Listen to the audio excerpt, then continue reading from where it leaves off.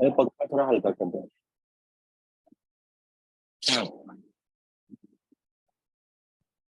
Okay, there is distortion in voice. Let me check it.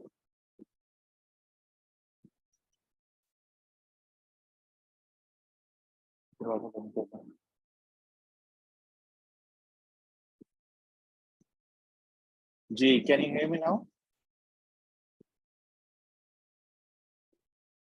Okay, I think it should be better. Right so आज हम start करने लगे हैं Russia Ukraine war और इसमें दो लेक्चर्स होंगे. First I will give you first lecture and then I will give you 15 minutes break and then I will take another lecture on the same topic. I have divided this topic into two lectures. It is a lengthy topic and it has multiple dimensions. So we will try to cover each and every dimension possibly. और ताकि आपको जो है वो at least एक know how आ जाए, basic idea आ जाए इन सब चीजों में. सबसे पहले इसका बैकग्राउंड से स्टार्ट करते हैं कि ये वॉर थी क्या, कैसे स्टार्ट हुई और इसका जो था वो इम्पैक्ट आगे क्या पड़ा. ठीक है, अब ये जो वॉर है हम यहाँ से स्टार्ट करें, इसका बैकग्राउंड अगर देखते हैं Russia and Ukraine. You should know that Ukraine was a part of USSR and it remained the part of USSR till 1991. उसके बाद ये यूएसएसआर ब्रेक हुआ और 15 कंट्रीज में ये इसको ब्रेक इसमें से इमर्ज होती हैं and Ukraine was one of that.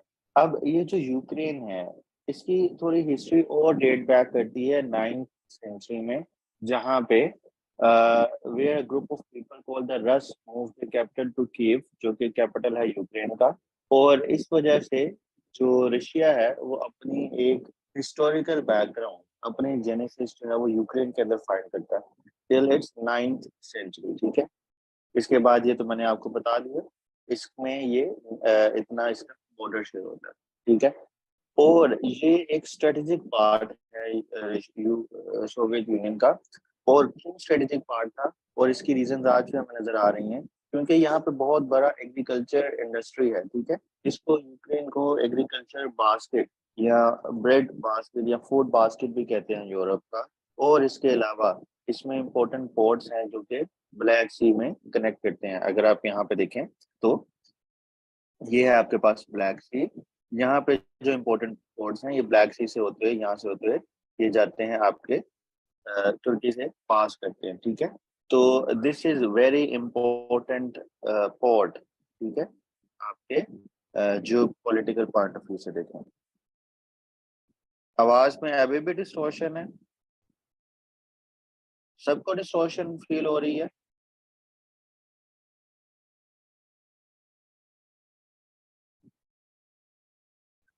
Okay, there is no issue. अगर किसी को इशू आ रहा है तो I think that is due to their own internet. ठीक है, अच्छा जी, यहाँ से अभी हम बैकग्राउंड इसका स्टार्ट कर रहे हैं फर्दर. इसके अलावा ये इसकी एक टाइमलाइन है, इसको याद करने की आपको बिल्कुल जरूरत नहीं है. बट यू शुड नो कि ये जो क्रीमिया का इशू था ये इससे पहले स्टार्ट हुआ था 2014 में. और रशिया ने पहले यूक्रेन में इन्वेड करने से पहले उसने ये जो क्रीमियन पेनिनसुला था इसको इन्वेड किया था और इसको ऑक्युपाई किया था. यहाँ से देखें कि क्रीमियन पेनिनसुला जो है वो सारी तरफ से जो है पानी के अंदर है मोस्टली.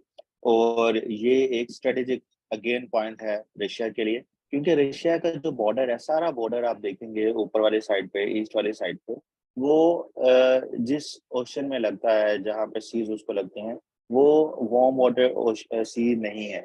इसका मतलब है कि ऑल द टाइम जो 12 मंथ्स इन अ ईयर उसकी वहां से ट्रेड नहीं होती. तो रशिया हैज ऑलवेज जो है वो ट्राई करता रहा कि उसको कोई इस तरह का पोर्ट मिले जहाँ से वो वार्म वाटर का एक्सेस ले ले.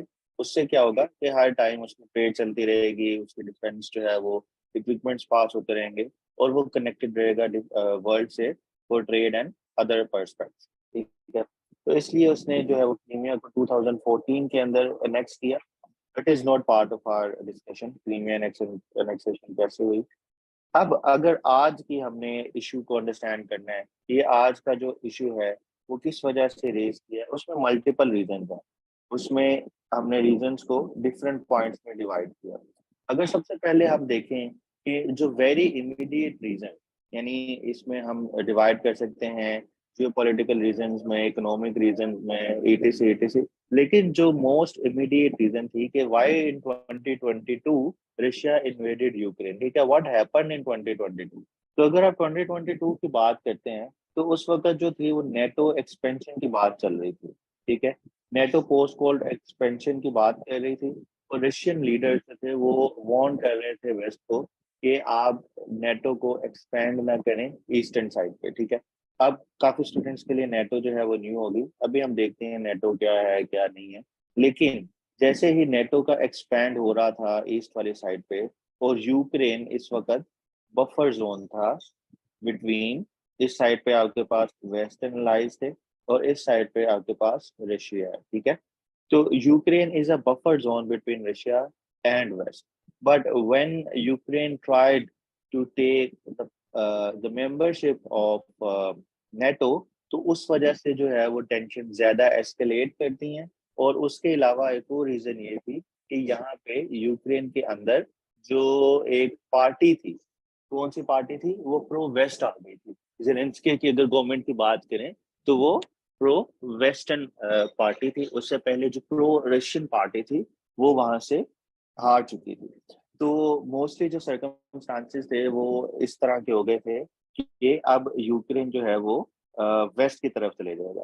तो 2022 में फाइनली जो एक थ्रेशोल्ड था, ब्रेकिंग पॉइंट था, वो क्रॉस होता है और रशिया जो है वो इन्वेड करता है यूक्रेन के अंदर। तो this was the most immediate reason. But there are other reasons as well. अगर हमने लिखना है पेपर के अंदर, जिस तरह लास्ट ईयर क्वेश्चन भी आया था, अगर इस तरह से रिलेटेड कोई क्वेश्चन आता है तो हमने रीजंस लिखने हैं। एक तो हम लिख देंगे most immediate reason, but if we analyse what are the causes of the conflict, so there are multiple causes of the conflict.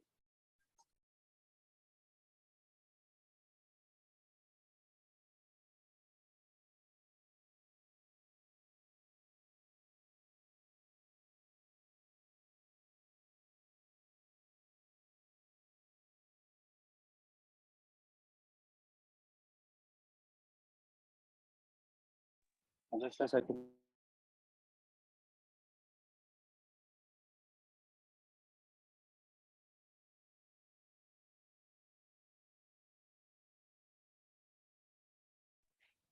Okay, अब हम बात कर रहे हैं कॉजेज ऑफ द कॉन्फ्लिक्ट। पहले हमने बात की कि मोस्ट इमीडिएट रीजन क्या थी। अब अगर हम बात करें कि पॉइंट वाइज कि क्या कॉजेज थी इस कॉन्फ्लिक्ट की, तो सबसे पहली कॉज है बैलेंस ऑफ पावर। अब बैलेंस ऑफ पावर क्या है? ये एक इंटरनेशनल रिलेशंस का एक कॉन्सेप्ट है, जिसका मतलब है कि अगर यहाँ पे हमारे पास कोई एस्केलेशन होती है या इस तरह की वॉर होती है, तो वो इसी सूरत में होती है जब बैलेंस ऑफ पावर डिस्टर्ब होता है।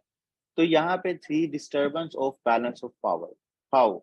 जब पहले मैंने आपको बताया कि 1991 के बाद जब यूक्रेन स्प्लिट होता है रशिया से, तो at that time it was thought कि इट रिमेन, यानी Ukraine would remain a neutral ally of Russia, या it would remain pro Russia, ठीक है, और it would act as a buffer between west and east. लेकिन जो recent events थे, जिस तरह जेलेंस्की की गवर्नमेंट आई वहां पे, और जिस तरह वहां पे एक ट्रेंड चेंज हुआ प्रो रशिया से प्रो वेस्ट, और जब बातें शुरू की कि we would get the membership of European Union, we would get the membership of NATO, तो एक जो बैलेंस ऑफ पावर था, यानी यहाँ पे जो पावर का एक तनासब था वो टिल्ट कर गया वेस्ट की तरफ।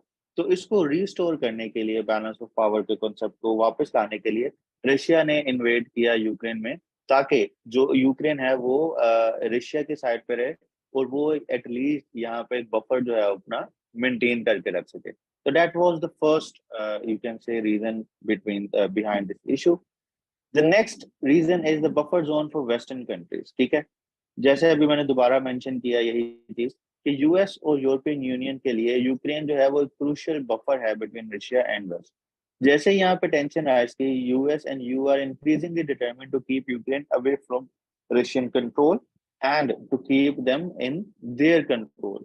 तो अगेन बफर जोन को अगर उन्होंने इसको डिस्टर्ब करने की कोशिश की, उसको यूक्रेन को अपनी तरफ लाने की कोशिश की, तो फिर रशिया ने यहाँ पे इन्वेड किया। तो ये थी आपकी सेकेंड रीजन, ठीक है।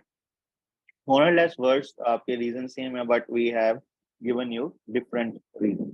द नेक्स्ट थिंग इज, इसमें आप लिख सकते हैं जियो इकोनॉमिक रीजंस, ठीक है, या इकोनॉमिक रीजंस थे इस इन्वेजन के पीछे, and that is related to the Black Sea. अगर आप Black Sea, you have the map, आप आई नो कि आप सबके मोस्टली आप सबके पास, यू आर एस्पायरेंट्स, आपके पास वर्ल्ड मैप भी होगा।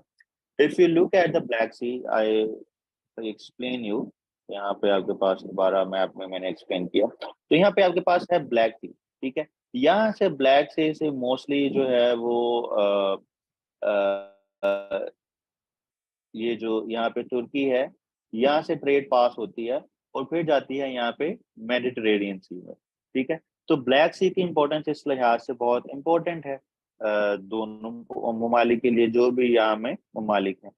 अब इसकी जो यूनिक ज्योग्राफी है, ठीक है, इसमें जियोपॉलिटिकल एडवांटेज मिलते हैं रशिया को। कौन से एडवांटेज मिलते हैं? सबसे पहले कि यहाँ से जो है वो डिफरेंट रीजन्स को इजी एक्सेस मिल जाता है। तो नीचे वाली साइड पे रीजन है वो मोस्टली आपके पास जो है एशिया है, या आपके पास मिडिल ईस्टर्न कंट्रीज के थ्रू एक्सेस चाहती है, ठीक है। अगर आप ईस्टर्न वाली साइड पे या इस साइड पे देखें, और अगर आप इसके वेस्ट पे देखें, तो आपके पास जो है वो ईस्ट यूरोपियन कंट्रीज हैं। तो एक इसका एक स्ट्रेटेजिक इसका इंपॉर्टेंस है ब्लैक सी। और रशिया ने जब इन्वेड किया तो उसने पूरे यूक्रेन पे इन्वेड नहीं किया। कौन कौन से ऐसे एरियाज थे जहाँ पे वॉर चल रही थी, तो वो वाले एरिया जो हैं वो आपके सामने यहाँ पे नजर आए हैं। ये मोस्टली एरियाज हैं, ठीक है। अब ये वो वाले एरियाज हैं जहाँ जो आपके ब्लैक सी को टच करते हैं। तो इट मीन्स कि ब्लैक सी के लिए ये जंग जारी है, और Black Sea is very important piece in this whole scenario, ठीक है। Access to the Black Sea is also vital for the littoral and neighboring states, ठीक है, and generally enhances the projection of power into several adjacent regions। जैसे मैंने आपको जिक्र किया कि ब्लैक सी एक जियो स्ट्रेटेजिक पॉइंट पे वाकया है, ठीक है। दूसरी इसकी रीजन क्या है कि it is important transit corridor. Transit corridor इसका मतलब यही है कि जो गुड्स और जो ट्रेड की जो शिपमेंट है मोस्टली वो ब्लैक सी से पास करती है, क्योंकि रशिया के पास जो ईस्टर्न वाली साइड पे, नॉर्दर्न वाली साइड पे जो उसके सीज हैं वो मोस्टली आईसी हैं, ठीक है, वहां पे वो वार्म वाटर अवेलेबल नहीं है। तो मोस्टली जो उसकी ट्रेड है वो इस पोर्ट के थ्रू, इस सी के थ्रू पास करती है, और तुर्की से पास करती है वो मेडिटेरेनियन सी में जाती है। तो this is the third reason. अगर आप फोर्थ रीजन देखें तो there were protest starting in the Ukraine. अब जो प्रोटेस्ट थे वो कौन से थे? यूरोमेडियन मूवमेंट थी। अब इसका इसका मतलब क्या था इस मूवमेंट का? कि there was a wave of demonstration and civil unrest in Ukraine which began in November 2013, ठीक है, जिसकी वजह से प्रोटेस्ट स्टार्ट करते हैं, और फिर जो है 2014 में रशिया इन्वेड करता है और क्रीमिया को अनेक्स करता है।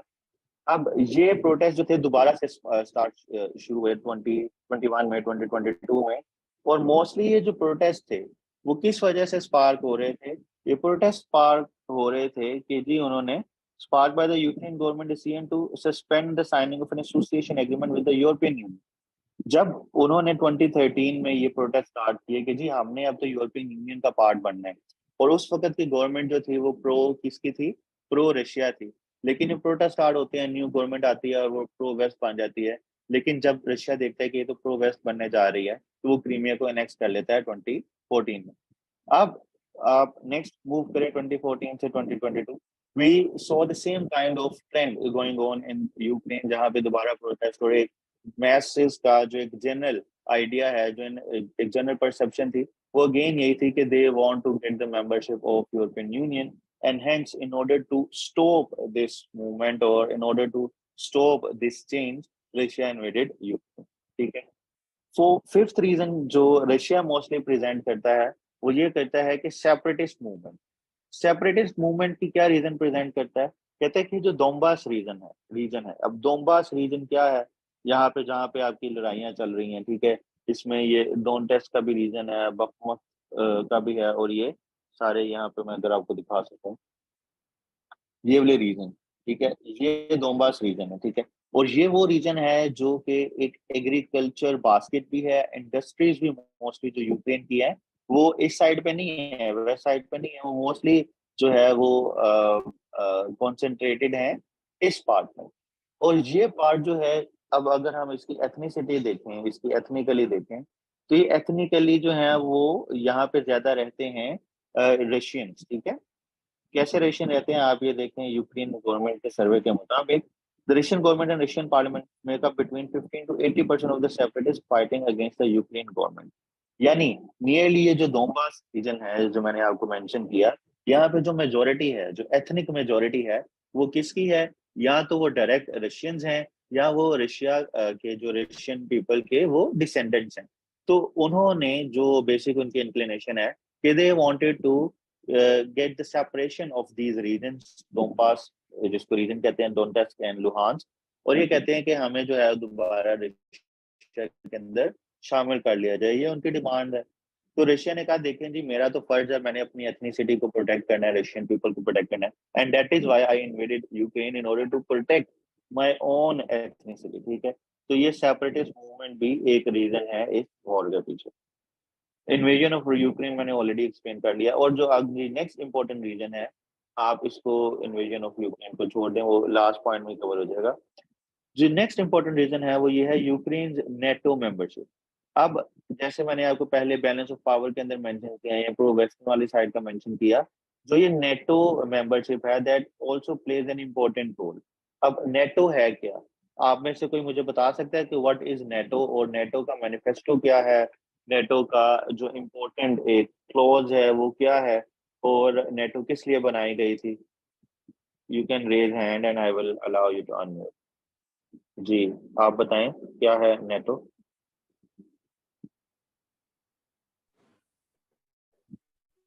सर नेटो जब कोल्ड वार थी अमेरिका और इसके रशिया के दरमियान, तो उस वक्त रशिया ने जो अमेरिका ने सब एक अलायंस बनाया था, जो मिलिट्री अलायंस, जो अब भी लगभग 30 ममालिक के करीब है जो अमेरिका के अलाइज हैं।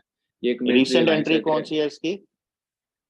सर इसमें रिसेंट इसकी रिसेंट जो है सर इसका फिनलैंड एक तो है। यूक्रेन, फिनलैंड है जो इससे पहले था। अब जो है इसका शोर जो हो रहा था कि वो यूक्रेन को मेंबर बनाना जा रहे थे। ये पिछले महीने सर जुलाई में इसकी मीटिंग्स भी होती रही हैं नाटो मेंबर्स की, जिसमें ये था कि ठीक यूक्रेन है। को शामिल नहीं, करना। नेटो बेसिकली वो किस लिए बनाई गई थी, नेटो का पर्पस क्या था? सर एक एक लाइन में सम अप कर दें। Sir NATO it was a military alliance in order to counter USSR, ठीक है, इन देयर अच्छा, जो नेटो है, नेटो मैं आपको बता देता हूँ।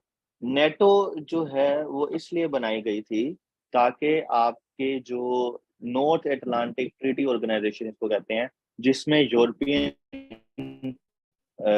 कंट्रीज थे, इसके अंदर कनाडा है, इसके अंदर यूएसए है, इसके अंदर ऑस्ट्रेलिया है, ये इन प्रो वेस्टर्न कंट्रीज यानी प्रो यूएस कंट्रीज का एक अलायंस है।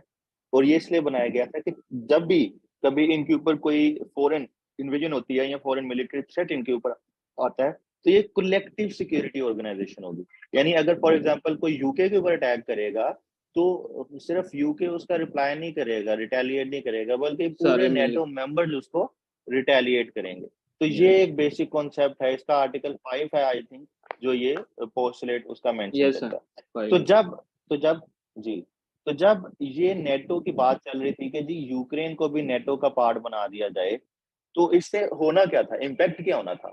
इससे जो इम्पैक्ट होना ये था कि एक तो नेटो जो थी वो यूक्रेन सॉरी रशिया के डोर स्टेप्स पे आ जानी थी, ठीक है। यानी जो उसके मिलिट्री इक्विपमेंट्स हैं, जो भी उसकी टेक्नोलॉजी है, that would be installed directly on the borders of Ukraine, and that would be a threat to the Ukrainian security, sorry, Russian security. My bad, मैं यूक्रेन वॉर में यूज कर रहा हूँ। तो जब नेटो को एक्सपैंड किया जाना था यूक्रेन के अंदर, तो जो भी उसके इक्विपमेंट्स थे, जो भी चीजें थी, वो रशियन बॉर्डर पे इंस्टॉल हो जानी थी, and that would be intolerable to Russia. क्योंकि रशिया ने जब 1991 में ब्रेक हुआ, उसने कहा देखो भाई, मेरी ज्यादा डिमांड नहीं है, मेरी डिमांड यही है कि आप नेटो को एक्सपैंड नहीं करेंगे, और मेरे स्फीयर ऑफ इन्फ्लुएंस यानी जो मेरे से पार्ट होके जो न्यू कंट्रीज बनी है, you should recognise them as neutral countries, और उस पर नेटो को जो है या वेस्टर्न जो भी आपका कल्चर है, जो भी आपका यूरोपियन यूनियन है, उसको एक्सटेंड नहीं करेंगे। तो उन्होंने कहा ठीक है। लेकिन बाद में क्या हुआ कि जैसे जैसे जो थी इसके अंदर कंट्रीज ऐड होती गई नेटो के अंदर, आहिस्ता आहिस्ता जो पहले कंट्रीज जो कि नेट यूएसएसआर का मेंबर थी, आहिस्ता आहिस्ता जब वो नेटो का पार्ट बनती गई, तो इसकी वजह से क्या होता है, रशिया के अंदर इनसिक्योरिटी क्रिएट होती है। और यूक्रेन जो था वो उसका एक क्या था, थ्रेशोल्ड पॉइंट है कि जी अब अगर आपने इसको भी शामिल कर लिया तो बहुत ज्यादा जो है वो मसाइल पैदा हो सकते हैं। और यही होने जा रहा था कि जब यूक्रेन को नेटो की मेंबरशिप के बारे में बात चल रही थी, तो एक ये रेड लाइन जो है वो वेस्ट ने क्रॉस की, और इसके ऊपर जो था वो रशिया ने इन्वेड किया यूक्रेन के ऊपर, ताकि नेटो मेंबरशिप को रोका जा सके। लेकिन अभी भी जो है वो इसके ऊपर डिस्कशंस चल रही हैं कि नेटो को इसको पार्ट बनाया जाए नहीं बनाया जाए, वो भी हम आगे देखते हैं, ठीक है। तो ये एक बेसिक इसका जो था वो रीजन था। और इसके अलावा आप देखें हमने जितनी भी डिस्कशन की, और last but not the least is the value of Ukraine, value of Ukraine for Russia, ठीक है। तो इसकी काफी ज्यादा वैल्यू है रशिया के लिए। सबसे पहले तो फैमिली टाइज हैं, आप यहाँ से देख सकते हैं। दूसरा, रशियन डायस्पोरा जो है वो यहाँ पे रहता है यूक्रेन के अंदर। एंड देन ट्रेड के बारे में बात करें तो जो मेजर आपके जो गैस नेटवर्क है, नॉर्थ स्ट्रीम 1 जो है वो पास करती है इसके अंदर से, यूक्रेन के अंदर से, if I am not wrong, आपको मैंने लिखा भी होगा, मैप्स पे आगे नजर आ जाएंगे। इसके अलावा एनर्जी की तरफ से बात करें तो Russia has relied on Ukraine pipeline to pump its gas to customers in central and Asian Europe for decades, ठीक है। और ये बिलियंस ऑफ डॉलर पे करता है ट्रांजिट फी टू यूक्रेन, ठीक है। तो ये इसकी दो पाइपलाइन पास करती हैं, नॉर्थ स्ट्रीम 2 पाइपलाइन, जी, नॉर्थ स्ट्रीम 2 पाइपलाइन के थ्रू ही अपनी गैस जो है वहां से पास करता है। तो this is the value of Ukraine for Russia, ठीक है। तो ये सारी रीजंस थी जिसकी वजह से रशिया ने इन्वेड किया यूक्रेन के अंदर। Is it clear? अब यहाँ से आपको चीजें क्लियर हो गई हैं कि इन्वेजन क्यों हुई। अब हम आगे जाके देखते हैं कि नेटो क्या है, और रशिया क्यों नहीं चाहता कि यूक्रेन जो है वो नेटो का पार्ट बने, ठीक है। This is now the next heading, सही है। पहले हेडिंग हमने देखी रीजन की। अब हम देखने लगे हैं कि रशिया क्यों नहीं चाहता कि जी नेटो का जो है वो पार्ट बने, क्या रीजन है इसके पीछे। अब इसके पीछे डिफरेंट रीजंस हैं। सबसे पहले अगर आप देखें कि जैसे हमने एक्सप्लेन किया कि नेटो जो है वो ग्रुप ऑफ कंट्रीज हैं that share a part of its army with all others, ठीक है। ये बात करते हैं collective security organisation. What is this? This is collective security organisation. दूसरी चीज से अगर हम बात करते हैं, NATO is a military alliance, और इसमें 30 तकरीबन कंट्रीज हैं, और इसके अंदर इंक्लूडेड है यूएस एंड यूके। यानी अगर ये यूक्रेन पार्ट बनता है नेटो का, तो उसका मतलब है डायरेक्टली उसके पास यूएस की टेक्नोलॉजी आएगी।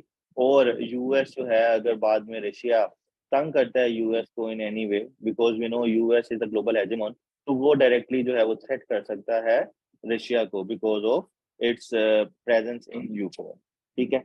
अब इसके अलावा फॉर्मर सोवियत स्टेट्स, इसमें Latvia, Estonia, Lithuania, they have already joined NATO. यानी इसकी वजह से क्या हुआ कि रशिया ऑलरेडी जो है वो उससे फ्यूरियस होता गया, और ये अब उसकी रेड लाइन जो थी वो यूक्रेन के फॉर्म में नजर आती है, ठीक है। If Ukraine joins hands with USA and allies, it is a threat to Russia sovereignty and territorial integrity, ठीक है। अभी जो रिसेंट इसकी एंट्री है वो है फिनलैंड, और इसकी वजह से ये ग्रुप बन गया है 31 मेंबर। यहाँ पे मैंने आप सबके लिए लिखी है, ये एमसीक्यू भी बड़ा इंपॉर्टेंट है आप सबके लिए कि 4 अप्रैल को ये पार्ट बना, ये आ सकता है किसी भी एमसीक्यूज में, आपके एमपीटी में भी आ सकता है, और आपके करंट अफेयर्स के एमसीक्यूज में भी आ सकता है, ठीक है। अब इसके बाद अभी बात चल रही है स्वीडन के ऊपर, ठीक है, वो भी साथ साथ मैं कवर कर देता हूँ कि स्वीडन जो है अगर वो एंटर होता है तो दैट वुड बी 32nd में। अब स्वीडन की क्या हिस्ट्री है, स्वीडन क्यों एंटर होने जा रहा है, तो वो मैं भी आप सबके साथ डिस्कस करता हूँ। मिस्टर अर्दोगान, ये जो है इसने इशू क्रिएट किया हुआ। कोई मुझे बता सकता है कि क्या रीजन है स्वीडन एंड तुर्की का, ठीक है। What does Turkey want in this thing, and you should know कि Turkey is also member of NATO, ठीक है। Turkey is also a member of NATO. और अगर कोई किसी ने नेटो को ज्वाइन करना है तो सारी कंट्रीज ने उसको रेक्टिफाई करना है, यानी हर कंट्री के पास वीटो पावर मौजूद है। वीटो ये होती है अगर किसी ने मना कर दिया तो पूरा डिसीजन नल एंड वॉइड हो जाएगा, कोई भी उसको ज्वाइन नहीं कर सकेगा, ठीक है। तो स्वीडन और ये तुर्की का क्या इशू आ रहा है।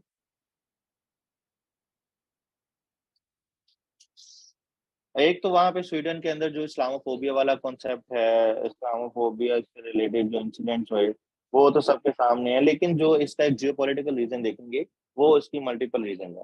अभी जो उसकी रीजन है सबसे पहले वो ये है कि तुर्की कहता है कि अगर आप चाहते हैं कि मैं जो है वो आपको अलाउ कर दूं कि स्वीडन को पार्ट बना लिया जाए नेटो का, then European Union should also accept Turkey's partnership in European Union. ठीक है, तो this is tit for tat, give and take. तो this is what Turkey is wanting from European Union. तो ये अभी भी चल रहा है, ये रिजॉल्व नहीं हुआ है। ठीक है, तो ये भी एक एमसीक्यूज होगा यहाँ आप सबके सामने डेवलपमेंट है। बाकी चीजें जो है वो सेकेंडरी है, मेन चीज उसकी यही है। अब यूक्रेन की बिड क्या है ज्वाइन करने की, अभी भी क्या डेवलपमेंट चल रही है, अभी हम सिर्फ नेटो के बारे में हमने डिस्कशन को ओरिएंट कर रहे हैं। अभी जो था वो रिसेंट जो जुलाई के अंदर एक समिट हुआ था, यहाँ पे आप सबके सामने यहाँ पे लिखा भी है, ये था समिट, विल विलनियस समिट जो हुआ था। इसके अंदर भी डिस्कशन चली कि जी हमने यूक्रेन को ज्वाइन करना है या नहीं करना। ठीक है, तो इसके अंदर क्या है, अब ये एक प्लान प्रोसेस देता है। अगर किसी ने भी नेटो को ज्वाइन करना है तो ऐसे नहीं है कि आ जाए आप, अगर प्रो एंटी रशिया हो गए हैं तो हम आपको ज्वाइन कर लेंगे, इट्स नॉट लाइक दैट। इसके लिए क्या होता है, एक मेंबरशिप एक्शन प्लान होता है। ठीक है, और ये उन कंट्रीज को दिया जाता है जो कि फॉर्मर कम्युनिस्ट कंट्रीज होती हैं, क्योंकि जब किसी कंट्री ने अगर नेटो को ज्वाइन करना है तो डेफिनेटली इन रिटर्न वहां पे नेटो की जो है वो टेक्नोलॉजी इंस्टॉल होगी। अब अगर नेटो की टेक्नोलॉजी इंस्टॉल हो गई तो वहां पे अगर वो कंट्री पहले से कम्युनिस्ट कंट्री हुआ तो वहां पे कम्युनिस्ट रिजाइम की भी वहां पे कुछ इंस्टॉलेशन होंगी। तो नेटो की डिमांड ये है कि अगर आपने पार्टनर मेरी मेंबरशिप लेनी है किसी पुराने कम्युनिस्ट कंट्री ने, तो सबसे पहले वो प्रूव करे कि they meet political, economic and military criteria and they are able to contribute militarily to NATO operations. ठीक है, तो ये जो है ये एक सिनेरियो है, मेंबरशिप एक्शन प्लान। और इसी की वजह से अभी तक जो है वो यूक्रेन को अभी इसकी नेटो की मेंबरशिप नहीं मिल रही। इसके पीछे काफी डिफरेंट रीजंस भी हैं, ये तो एक टेक्निकल पॉइंट है। दूसरे रीजन जियो पॉलिटिकल रीजन ये हैं कि अगर यूक्रेन को मेंबरशिप मिल जाती है इस वक्त रशिया की, तो क्या होगा, सॉरी नेटो की, तो क्या होगा, एनीवन हु कैन कमेंट कि अगर इस वक्त यूक्रेन जो है वो मेंबरशिप ले ले नेटो की, तो उससे क्या होगा, उससे ये होगा कि जो इसका आर्टिकल 5 है नेटो का वो एक्टिवेट हो जाएगा। क्योंकि अगर इस वक्त यूक्रेन पार्ट बनता है नेटो का और यूक्रेन है वॉर के अंदर, तो अगर यूक्रेन पार्ट बन जाता है नेटो का तो आर्टिकल 5 के तहत सारी कंट्री जो है वो मिलके यूक्रेन को प्रोटेक्ट करेंगी, और एक जो एग्रेसिव कंट्री है यानी रशिया है उसके अगेंस्ट वो रिटेलिएट करेंगी। यानी इसका मतलब होगा कि अगर इस वक्त हम बना देते हैं यूक्रेन को पार्ट नेटो का, तो that would trigger war on a greater scale. ठीक है, जिसके अंदर पूरा का पूरा यूरोपियन यूनियन नेटो कंट्रीज आ जाएंगी and that would escalate to third world war. ठीक है, तो that is why this issue membership of Ukraine in NATO is very sensitive nowadays. इस वजह से जो कंट्रीज हैं, जो नेटो कंट्रीज हैं, cautious they are cautious of this thing. That is why they are not granting permanent membership to Ukraine because of only this threat. Okay, it would escalate the tensions further. अगर test escalate होंगी tensions तो definitely it would impact economies of all these NATO countries, और ना कि NATO countries की बल्कि पूरे world की जो इकोनॉमी है वो इम्पैक्ट होगा, और सबसे ज्यादा इम्पैक्ट जो है वो डेवलपिंग कंट्रीज के अंदर फेस होगा। अब what NATO is doing currently, किस तरह यूक्रेन को सपोर्ट कर रही है। ठीक है, अभी allies agree to a package of 3 elements bringing Ukraine closer to NATO.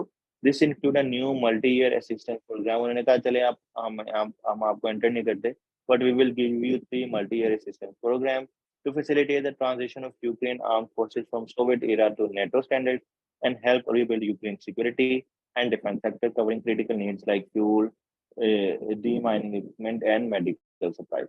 यानी अभी क्या कर रही है, सिर्फ फिलहाल जो नेटो है वो उनको असिस्टेंस प्रोवाइड कर रही है, और ये असिस्टेंस जो है वो फुल स्केल असिस्टेंस से कम है, और फुल स्केल असिस्टेंस कम मिल सकती है जब ये इसको ज्वाइन करे। तो that is why it is not happening, but only just a minute assistance is given to Ukraine by NATO members. ठीक है, अच्छा जी, नेटो की इसमें अब आपको क्योंकि नेटो का टॉपिक चल रहा है, तो अभी जो रिसेंट विलियनस समिट हुआ था इसके अंदर एक और डेवलपमेंट हुई है नेटो से रिलेटेड, और वो ये है new strategic concept, NATO new strategic concept. इसका कॉन्सेप्ट है क्या कि क्या इन्होंने करना था, इन्होंने कहा कि जी हम जो है वो एक ज्यादा फोकस करेंगे डिफेंस पे और डिफेंस पे, यानी हम क्या करेंगे, अभी हम ज्यादा इन्वेस्ट करेंगे अपने डिफेंस बजट पे, ताकि अगर फ्यूचर में कोई एग्रेशन होती है फ्रॉम रशिया तो हम अपने आप को प्रोटेक्ट कर सकें। इसके अलावा they identify Russia as the most significant and direct threat to the alliance, and the third one is they have mentioned China as a strategic challenge and declaration that development in the Indo-Pacific affect the security of the NATO allies। तो यहाँ से क्या किया इसने, NATO ने अपना जो एक परव्यू था उसको एक्सटेंडेड टू इंडो पैसिफिक, ठीक है। तो ये जो है वो चेंज आता है इस न्यू स्ट्रेटजी कॉन्सेप्ट में। अब ये आप कहीं भी यूज कर सकते हैं, ये पॉइंट आप यूज कर सकते हैं कि जी जो रशिया ने जब इन्वेड किया यूक्रेन के अंदर, तो उसने क्यों इन्वेड किया, ताकि वो स्टॉप करे नेटो की मेंबरशिप को। और नेटो का आप बता सकते हैं कि जो उसने न्यू स्ट्रेटेजिक कॉन्सेप्ट आया उसके अंदर उन्होंने बताया कि जी रशिया जो है वो एक सिग्निफिकेंट थ्रेट है। तो इसका मतलब है कि रशिया की जो कैलकुलेशन थी एट द स्टार्ट वो ठीक थी, और वाकई नेटो जो है वो उसको रशिया को अपना एक एनिमी कंसीडर करता। तो it was simply a new development जो कि मैंने यहाँ शेयर कर दी। अब हम चलते हैं, अभी तक हमने क्या देखा, हमने देखी हिस्ट्री देखी इस इशू की, उसके बाद हमने देखा इसके कॉजेज क्या हैं, उसके बाद हमने देखा कि नेटो क्या है, और अभी अगर यूक्रेन को इसकी मेंबरशिप मिल जाती है तो वो डिजास्टर्स क्यों होगी, और क्यों नेटो मेंबरशिप नहीं दे रहा यूक्रेन को। फिर हमने उसका न्यू स्ट्रेटेजिक कॉन्सेप्ट जो था वो एक बड़ा पेपर्स में आया, वो हमने डिस्कस कर लिया। अब हम देखेंगे कि ये जो वॉर इतने अरसे से चली आ रही है इसका क्या इम्पैक्ट हुआ है ग्लोबली, ठीक है, इसका ग्लोबली इम्पैक्ट क्या हुआ। सबसे पहले अगर आप इसको स्टार्ट करें, सबसे पहले हम इसका देखते हैं इम्पैक्ट रशिया के ऊपर क्या इम्पैक्ट था, ठीक है। सब अगर आप रशिया के ऊपर देखें तो रशिया की जो जीडीपी थी that is contracted by at least 7 to 8%, and उसकी जो इन्फ्लेशन है increase to 30% by the end of last year. अब इससे क्या इम्पैक्ट आएगा रशिया के ऊपर कि जो status quo antebellum will not be restored. Status quo antebellum क्या है, स्टेटस को एंटीबेलम ये है कि अगर Russian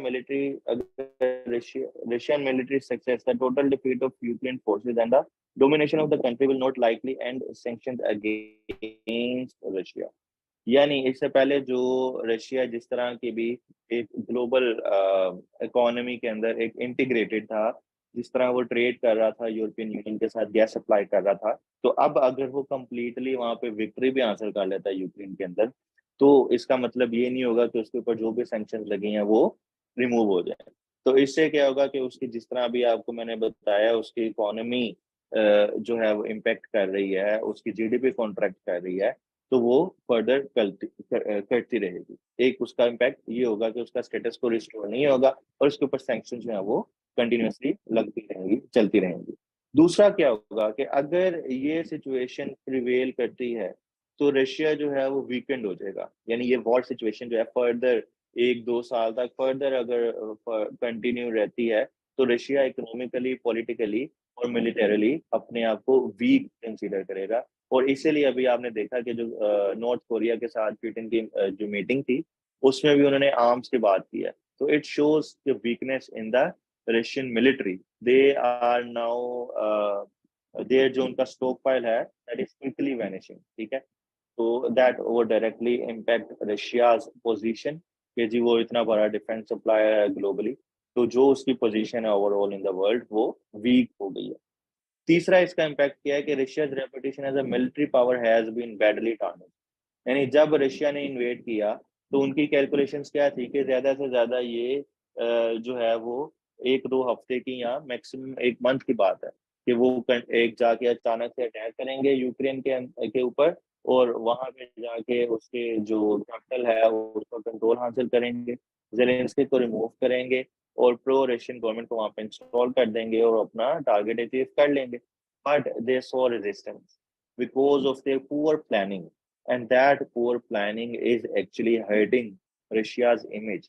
So this is another impact of this war on Russia. The fourth one is that war in Ukraine is exacerbating Russia's demographic crisis. ठीक है, demographic crisis क्या है कि जो उसके पास तकरीबन रशिया ने 27 मिलियन लोग लॉस्ट किए थे वर्ल्ड वॉर 2 के अंदर, ठीक है। और करंटली उसके पास जो कैजुअलिटीज हैं वो काफी ज्यादा रिपोर्ट की जा रही हैं, और उसमें जो काफी ज्यादा रशिया के लोग हैं वो फ्ली कर रहे हैं, भाग रहे हैं इस मुल्क को छोड़ के डिफरेंट कंट्रीज के अंदर as expats or as refugees, because there is a compulsion in Russia के everyone has to participate in the military, ठीक है। तो उसकी वजह से वो a lot of people are running from Russia. So these four are the implications on Russia, ठीक है। इसके अलावा जो उसका एक एनर्जी सिंड्रोम था, जो उसकी एक पावर थी कि जी जिस तरह उसने लास्ट ईयर सर्दियां आने से पहले यूरोप की गैस बंद कर दी, ठीक है, और उसने ये सोचा कि जी अब तो यूरोप जो है वो घुटने टेक देगा और मैं यहाँ से इजीली अपनी बातें मनवा सकता हूँ। बट वी सो कि जी यूरोप ने अपनी जो गैस यानी जो एनर्जी कंजप्शन थी, एनर्जी जो सप्लाईज थी, उनको उसने डाइवर्सिफाई करना शुरू कर दिया, and as a result of that they are no more dependent on Russian gas anymore, ठीक है। तो यहाँ से जो है वो उसकी जो एक another उसकी जो एक क्या कह सकते हैं आपको, जो उसका एक ट्रम्प कार्ड था ओवर यूरोप, वो भी यहाँ से उसने लॉस कर दिया, ठीक है। क्योंकि एक दफा उसने बंद कर दी गैस, उसके बाद the European union they have to diversify their energy sources, and then they diversified, and hence they are now declining their reliance on Russian gas, or mostly 2030 तक they will be now no more dependent on Russia for any kind of energy. तो यहाँ से जो है वो उसकी Russia की image जो है, यानी जो जिस तरह रशिया इम्पैक्ट कर सकता है यूरोपियन यूनियन को, उनको स्टैंड स्टिल पे लेके आ सकता था उनकी इकोनॉमी को, वो भी यहाँ पे आके खत्म हो जाता है, इसका इम्पैक्ट पड़ता है रशिया। अच्छा जी, अब हमने सबसे पहले इम्प्लीकेशन में देखा रशिया के ऊपर क्या इम्प्लीकेशन थी, अब हम देखेंगे ग्लोबली जो इसकी इम्प्लीकेशन है, वो इम्प्लीकेशन है फूड क्राइसिस की फॉर्म में। और ये क्वेश्चन आ सकता है क्योंकि अभी जो आपने ग्रीन डील थी, Russia is not extending that green deal, तो उसमें क्या इम्पैक्ट आएगा ग्लोबली फूड क्राइसिस के ऊपर। सबसे पहले इम्पैक्ट आएगा कि जो यूरोप को कहते हैं, सॉरी यूक्रेन को कहते हैं यूरोप ब्रेड बास्केट, ठीक है। ये सारे स्टैट्स आप सबके सामने गिवन है। यहाँ पे अगर आप देखेंगे, Ukraine share of global exports and rank in the world before the Russian invasion.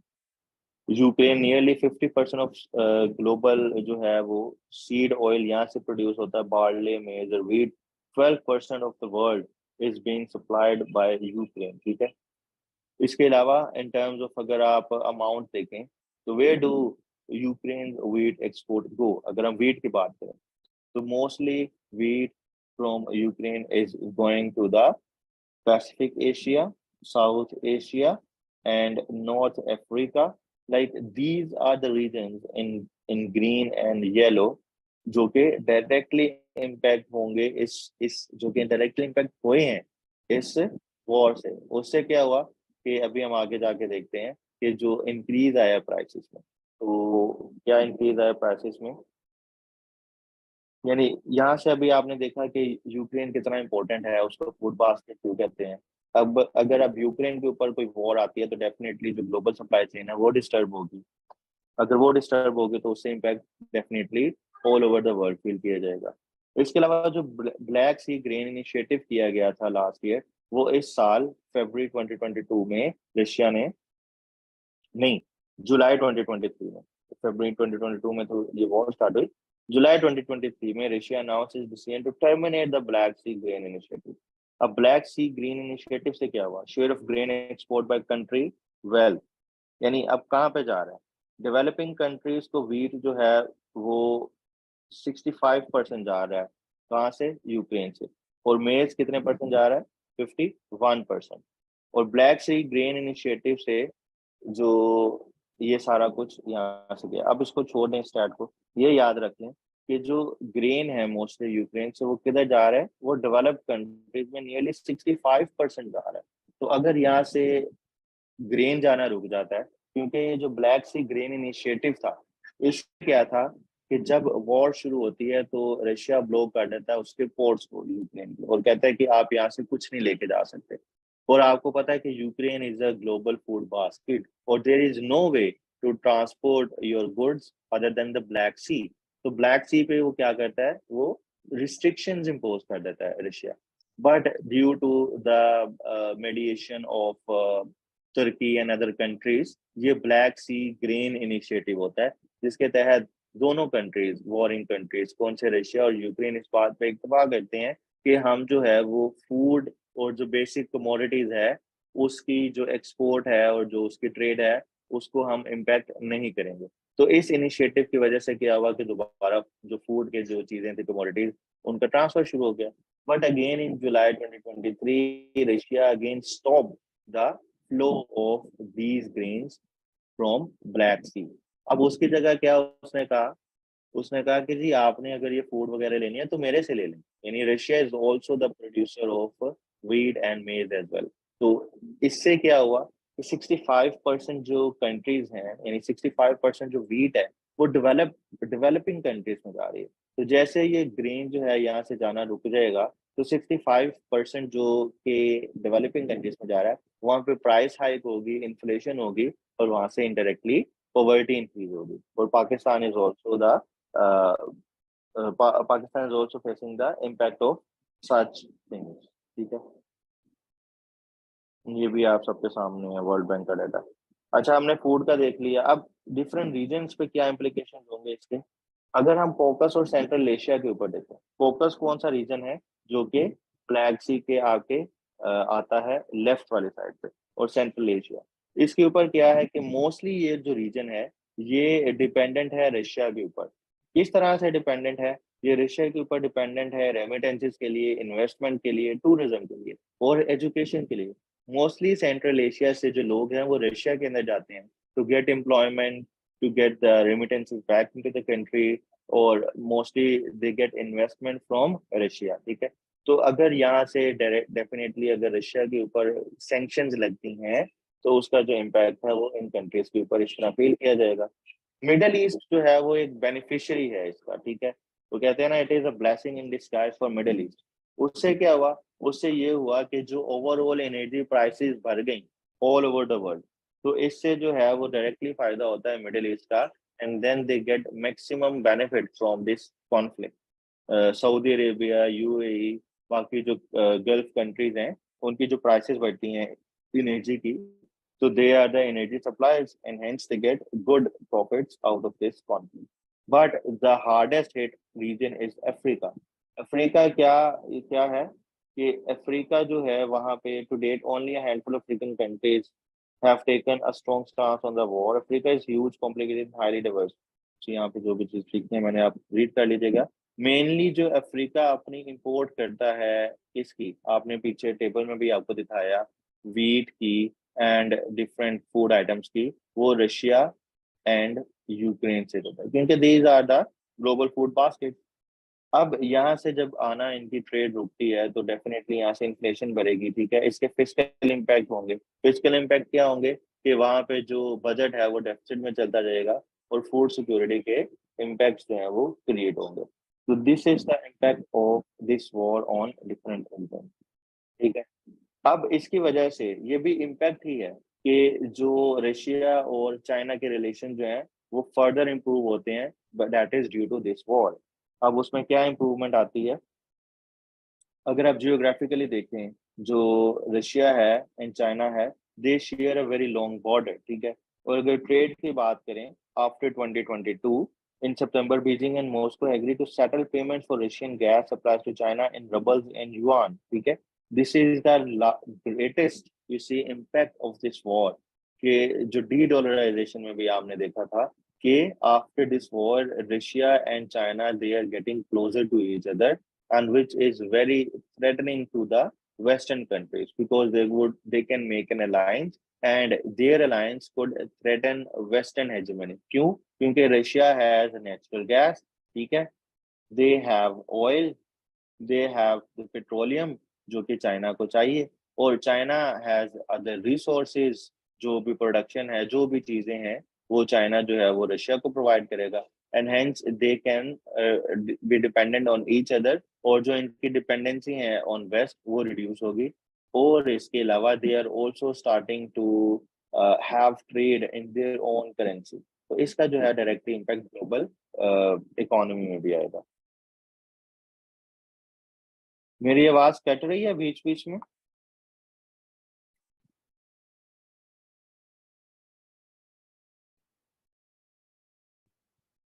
Okay, आवाज नहीं कट रही भाई।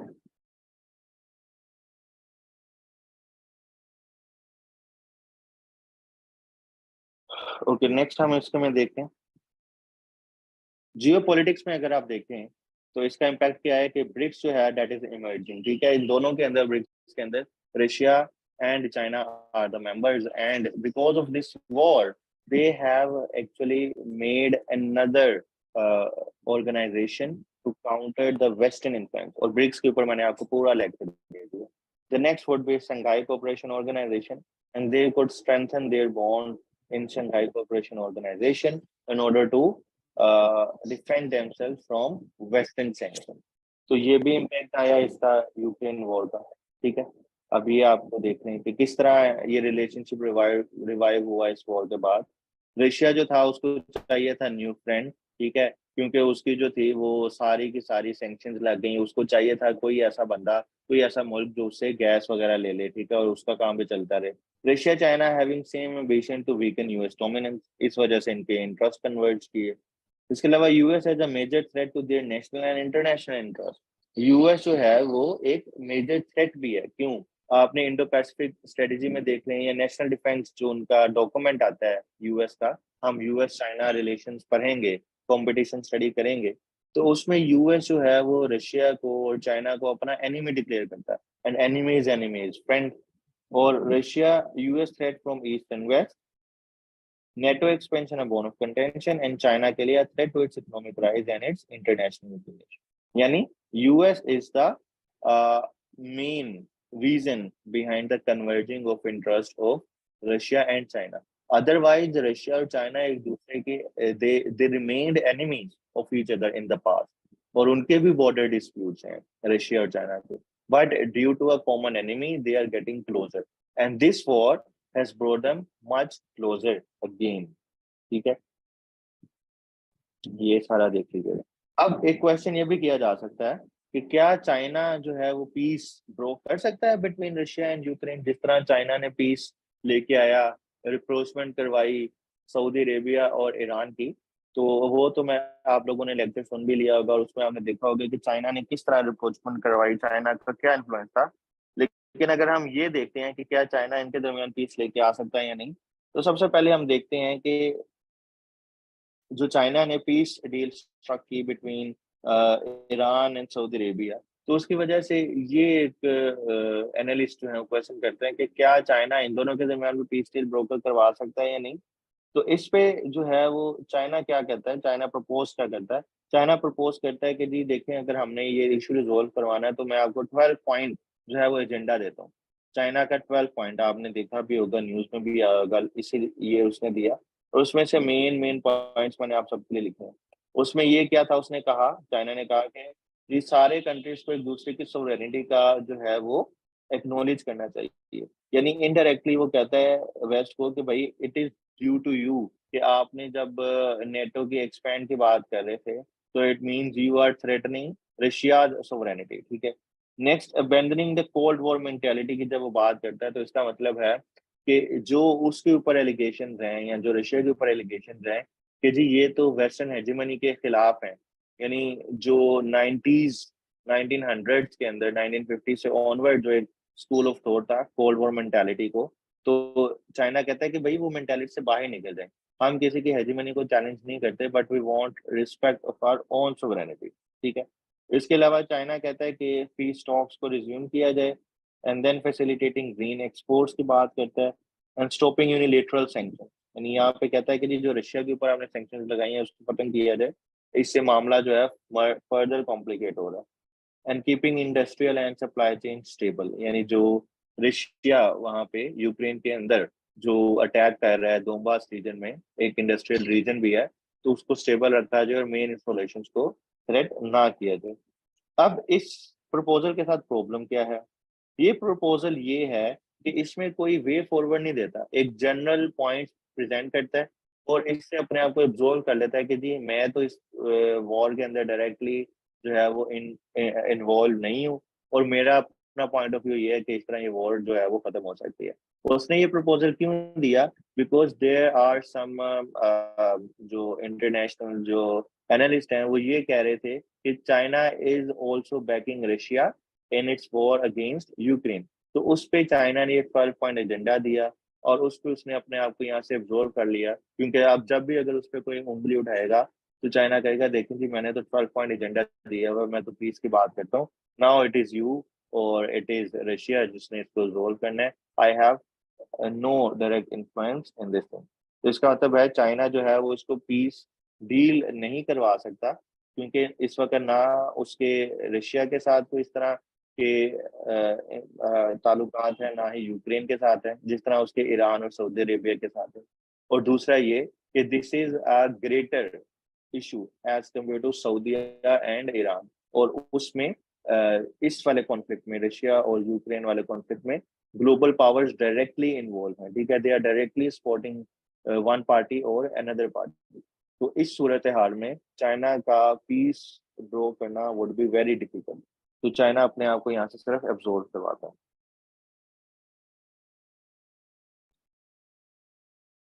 ठीक है। अब ये आप रीड कर लीजिएगा। अब इसके इकोनॉमिक इम्पैक्ट्स क्या होते हैं इस वॉर के? अभी तक हम सारे इम्प्लीकेशन स्टडी करते जा रहे हैं। अब इकोनॉमिक इम्पैक्ट इस वॉर के बहुत ज्यादा होते हैं। सबसे पहले अगर आप देखें इस वॉर से पहले जो ग्लोबल कंडीशंस क्या थी इकोनॉमी की, अगर आप देखें तो यहाँ से हम सिर्फ जो आउटब्रेक था उस global economy was already slowing before the outbreak of hostilities, ठीक है। यानी after reason estimated 5.5% growth rate, हमारी जो ग्रोथ रेट थी ग्लोबल वो श्रिंक हो रही थी। तो हमारी इकोनॉमी इतनी बेहतर पहले ही नहीं थी। दूसरा, जो इमर्जिंग एंड जो इमर्जिंग कंट्रीज थे, mostly emerging market and developing countries, they were ill prepared to absorb the economic shocks. कौन से इकोनॉमिक शॉक्स की बात कर रहे हैं? Rise in food prices, rise in energy prices. इसके अलावा अगर आप बात करें लॉजिस्टिकल बॉटलनेक्स थे, क्योंकि कोविड से अभी हम रिकवर हुए थे और वहां से इंडस्ट्रियल सप्लाई चेन दोबारा रिज्यूम हो रही थी, ठीक है। उसके अलावा कोविड के अंदर आपको याद हो जो G7 कंट्रीज थी, ग्लोबली डेवलप्ड कंट्रीज थी, उन्होंने क्या कहा था? उन्होंने कहा था कि जो डेवलपिंग कंट्रीज का लोन है वो हम आपको एक्सटेंड कर देते हैं थोड़ा अर्सा, लेकिन अभी वो जब एक्सटेंशन का पीरियड खत्म हो चुका था, यानी कोई मैक्रो इकोनॉमिक स्टेबिलिटी का प्रोग्राम डेवलपिंग कंट्रीज के लिए नहीं था, and they have to repay their loans. तो ये वो सिचुएशन थी इस वॉर से पहले। तो आपके जहन में ही होना चाहिए कि जब इस तरह की बुरी सिचुएशन हो इस वॉर से पहले और एक दोबारा वॉर ब्रोक आउट हो जाए बिटवीन दीज टू कंट्रीज, तो उससे क्या इम्पैक्ट होगा, ठीक है। उससे इम्पैक्ट ये हुआ कि यूक्रेन की इकोनॉमी जो है वो तबाह हो गई, ठीक है। Russia financial asset price have sustained severe losses, with the economy likely to remain at risk of financial turmoil for the foreseeable future. आपने देखा यूक्रेन की इकोनॉमी डेवास्टेट हुई, उसके जो इंफ्रास्ट्रक्चर था, जो उसकी ट्रेड थी, जो उसकी एग्रीकल्चर थी, वो सारी इम्पैक्ट होती हैं। दूसरी साइड पे जो रशिया की इकोनॉमी है वो कंट्रैक्ट करती है, जीडीपी जो है वो डिक्लाइन करती है। रीजनल और ग्लोबल इम्पैक्ट इसका क्या आता है कि refugees and remittances crisis start होता है, ठीक है। काफी ज्यादा जो रेफ्यूजीज हैं यूक्रेन के अंदर से वो निकलते हैं, नियरली 7 मिलियन, और वो जाके डिफरेंट कंट्रीज के अंदर सेटल होते हैं, ठीक है। तो एक इसकी वजह से रेफ्यूजी क्राइसिस पैदा होता है। जो दूसरा क्राइसिस है जो कि अभी मैंने पहले भी एक्सप्लेन किया, वो था ग्लोबल कमोडिटी मार्केट्स के अंदर इम्पैक्ट। तो कमोडिटी मार्केट्स के अंदर क्या इम्पैक्ट आया कि इसमें अगर आपको ये देखें कि रशिया और यूक्रेन मेजर एक्सपोर्टर्स हैं सेवरल कमोडिटीज। तो जैसे ही वॉर शुरू होती है तो ये कमोडिटीज जो कि दुनिया इन पे डिपेंडेंट है उनकी प्राइस हाई करती है और इनकी जो सप्लाई चेन है वो ब्रेक होती है। कैसे? कि रशिया जो है वर्ल्ड लार्जेस्ट एक्सपोर्टर है वीट का, तकरीबन 18% दुनिया की वो वीट एक्सपोर्ट करता है। यूक्रेन करता है 7%, ठीक है। रशिया जो है लार्जेस्ट एक्सपोर्टर भी है नेचुरल गैस का, प्लेडियम का, निकल का, फर्टिलाइजर का, ठीक है। It also counts for 13% of global export of coal, platinum and other crude oil. तो जब इन दोनों के ऊपर सैंक्शंस लगती हैं और एक सप्लाई चेन का क्राइसिस आता है, तो ओवरऑल ग्लोबली इनकी प्राइसेस, इन कमोडिटीज की प्राइसेस इंक्रीज कर जाती हैं। आपने सारी प्राइसेस के फिगर्स नहीं याद करने, you can just memorise one और टू की फैक्ट्स। जैसे कि आप ये देख रहे हैं कि 18% ग्लोबल जो एक्सपोर्ट्स हैं वीट की वो रशिया दे रहा है, ठीक है। 7% जो है वो यूक्रेन दे रहा है। एनर्जी एंड एग्रीकल्चर इनकी प्राइसेस भी हैं, वो भी इंक्रीज करती हैं। कैसे? Price increase have been large for commodities where Russia and Ukraine are key exporters. Since the beginning of the war coal prices जो है वो 60% जंप करती हैं, और European natural gas by more than 30%, यानी ओवरऑल कोल की प्राइसेस ग्लोबली वो 60% increase कर जाती हैं। और आपके सामने जो है वो जो ऑयल था वो $110 पर बैरल पे पहुंच जाता है, और इसकी वजह से डेवलपिंग कंट्रीज में कितनी इन्फ्लेशन होती है, इंक्रीज करता है पेट्रोल प्राइसेस, और डायरेक्टली जो है इन्फ्लेशन वो डेवलपिंग कंट्रीज और डेवलप्ड कंट्रीज दोनों के अंदर फील की जाती है। ठीक है, अब इसका इम्पैक्ट ग्लोबल वर्ल्ड ऑर्डर पे क्या आता है? ग्लोबल वर्ल्ड ऑर्डर पे ये इम्पैक्ट आता है सबसे पहले कि एक तो हम ट्रांजिशन जाते हैं मल्टीपोलैरिटी की तरफ। मैंने आप सबको पहले भी एक्सप्लेन किया है मल्टीपोलर वर्ल्ड, कि ये जो पहले एक यूनिपोलर वर्ल्ड था जिसके अंदर डिक्टेट करता था यूएस, और एक उसकी नॉर्म्स थी कि सारों की कंट्रीज की सोवरेनिटी को एक्सेप्ट किया जाएगा, टेरिटोरियल इंटीग्रिटी को एक्सेप्ट किया जाएगा। लेकिन इस वॉर के बाद, एग्रेशन के बाद, रशियन एग्रेशन के बाद, हम देखते हैं कि हर कंट्री यानी Russia is making it's own path, ठीक है, chalking its own path. So Russia is not following dictations by Western countries, and hence uh, it is a, you can say, a message towards multipolarity. दूसरा इसका क्या आता है कि staking the principle of sovereignty in western democratic system, यानी sovereignty का क्या था? जिस तरह पहले ट्रीटी ऑफ वेस्टफेलिया के बाद बनी थी कि जी हमने क्या करना है, लोगों की सोवरेनिटी को एक्सेप्ट करना है, हमने इनको रिकग्नाइज करना है। अगर हम दूसरों के कंट्रीज के बॉर्डर को रिकग्नाइज करेंगे और वहां पे इन्वेजन नहीं करेंगे, but Russia did invade the borders and hence it is actually taking the principle of sovereignty.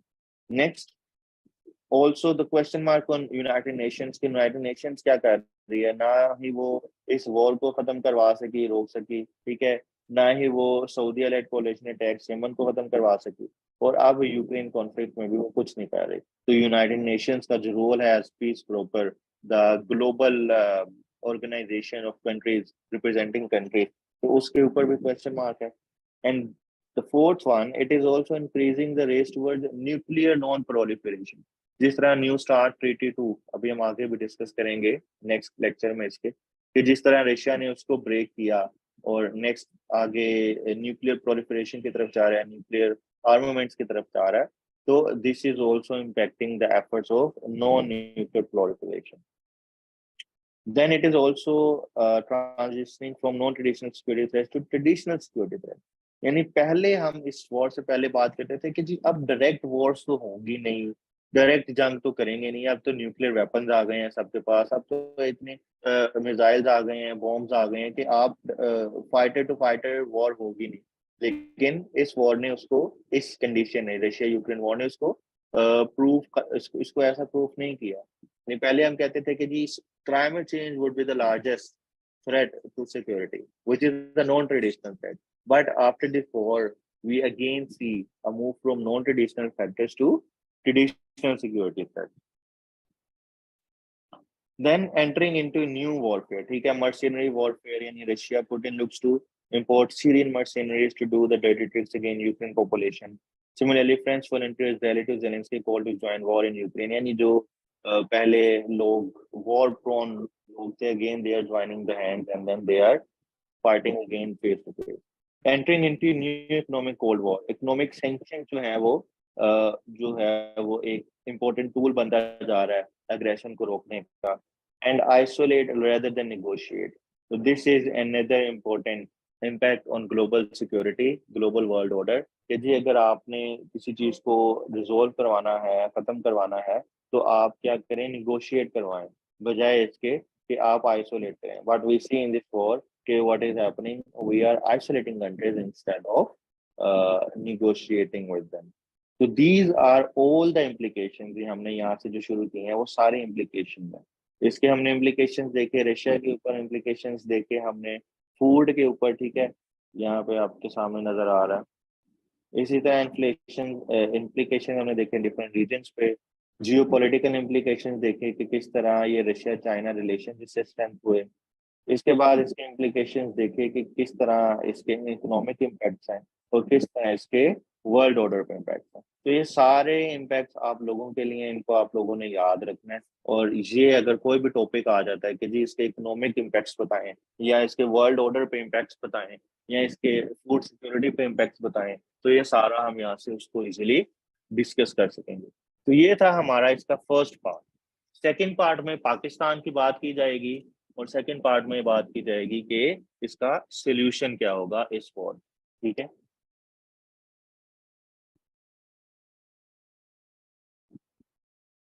सवाल उसामा इसमें यही आएगा ना, इम्प्लीकेशंस का। आप लास्ट ईयर का पेपर उठा के देख लें, उसमें उसने पूछी हुई थी कॉजेस क्या थी। ठीक है। अभी है इसका सोल्यूशन हमने सजेस्ट करना है अभी। ये इसका एक पार्ट वन था, इसका एक पार्ट टू भी है, एक बड़ा टॉपिक है, तो इसके दो पार्ट हैं। वैगनर मिलिशिया का भी बताएंगे हम wait, we have second part as well.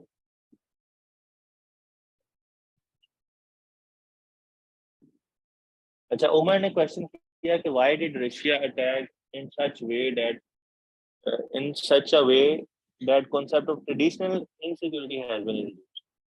Traditional security measures दो आपके पास होते हैं सिक्योरिटी के जो वेज हैं, traditional security threats, non traditional security threats. अब जैसे इतने लेटेस्ट आर्म्स बनते गए, न्यूक्लियर टेक्नोलॉजी बनती गई, तो पॉलिटिकल एनालिस्ट कहते हैं जी अब तो डायरेक्ट वॉर तो होगी नहीं। ठीक है। अब तो मोस्टली इनडायरेक्ट वॉर होगी बिटवीन कंट्रीज। ठीक है। आप ये कह सकते हैं टेररिज्म के अगेंस्ट हम डायरेक्ट वॉर करते रहेंगे, फाइट करते रहेंगे। लेकिन कंट्री टू कंट्री जो है वो डायरेक्ट वॉर का कॉन्सेप्ट लोग कंसिडर करते थे, मिलिट्री एनालिस्ट कंसिडर करते थे कि ये अब पुराना हो चुका है। अब जो हमारे पास ज्यादा थ्रेट थे वो नॉन ट्रेडिशनल सिक्योरिटी थ्रेट्स थे, जैसे क्लाइमेट चेंज के बारे में कहते हैं। लेकिन इस वॉर ने प्रूव किया कि नहीं जी, अभी भी हमारे पास जो फोकस रखना है कंट्रीज को वो है ट्रेडिशनल सिक्योरिटी पे। और इससे दुनिया में आर्म्स रेस इंक्रीज करेगी। कंट्रीज देखेंगे कि जी देखें रशिया और यूक्रेन आपस में वॉर पे जा सकते हैं, तो पाकिस्तान देखेगा इंडिया भी हमारे पे इन्वेड कर सकता है, तो पाकिस्तान भी अपने आर्म्स को जो है वो आर्मामेंट की तरफ, आर्म्स रेस की तरफ जाएगा। इसी तरह अगर सऊदी और ईरान आपस में, जैसे सऊदीया ने भी पीछे स्टेटमेंट दी कि अगर ईरान न्यूक्लियर टेक्नोलॉजी लेगा तो हम भी न्यूक्लियर टेक्नोलॉजी की तरफ जाएंगे, या डिफरेंट रीजन में जहां भी कॉन्फ्लिक्ट हैं, तो बजाय इसके कि कंट्रीज देखें कि अब तो डायरेक्ट वॉर का कॉन्सेप्ट पुराना हो गया है, वो इसको दोबारा रिवाइव करेंगे और कंट्रीज दोबारा आर्मामेंट की तरफ, आर्म रेस की तरफ जाएंगे और इन चीजों को कंट्रोल करने की कोशिश करेंगे।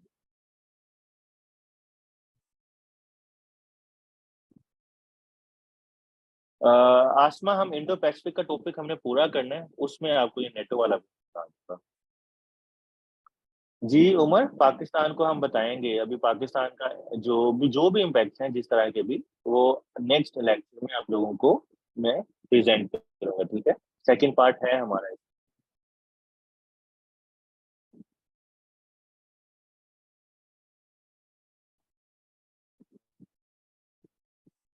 अच्छा, ये अभी लाहौर में मोस्टली जो स्टूडेंट्स हैं, बाकी जगह पे आई इन्फेक्शन कितना आप लोगों के पास स्प्रेड हो रहा है?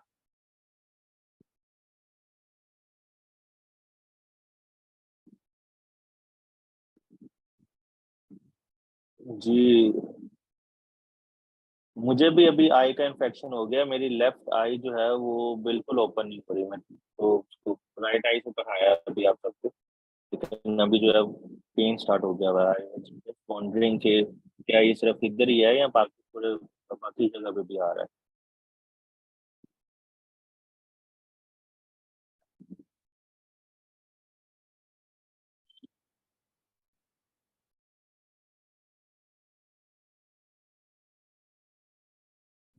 हम्म। जी, ये कराची से स्टार्ट हुआ था and it is spreading mostly.